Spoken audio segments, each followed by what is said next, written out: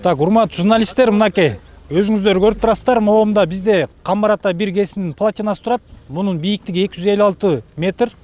Мунун жарпы кубаттуулугу 1860 мегаватт негизи ГЭСтики. Мына биякта көрүп атасыздар.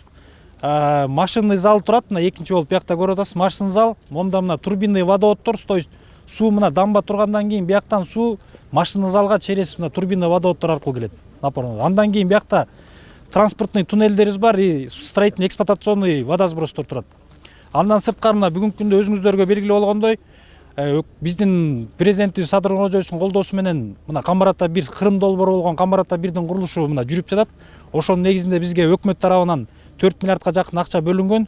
Бүгүнкү күндө 5 объект курулат. Өзүңөр көргөндөй жанагы транспорттун туннелден өттүңүздөр, ошол жактан 1388 метр болчу.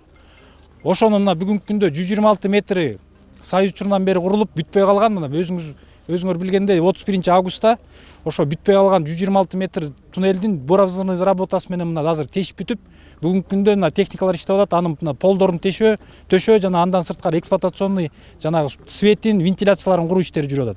Основной сооружениянын баары мына оң тарапта жайгашкандыктан бияка мына биз келген жол менен биз мына мосту куруш керекпиз бияка. Мосттун узундугу 181 метр, ширинасы 48 метр. Мына ошол менен мосту куруу иштери боюнча бүгүнкү күндө 4 опоранын 2 опорасында жумуштар жүрүп, калган дагы 2 опорасында тиги буровзыр немелерди сваяларды куруу боюнча иштери жүрүп атат. Мына Кудай буйрса күн жылыгандан кийин бул андай иштери дагы мына улантабыз.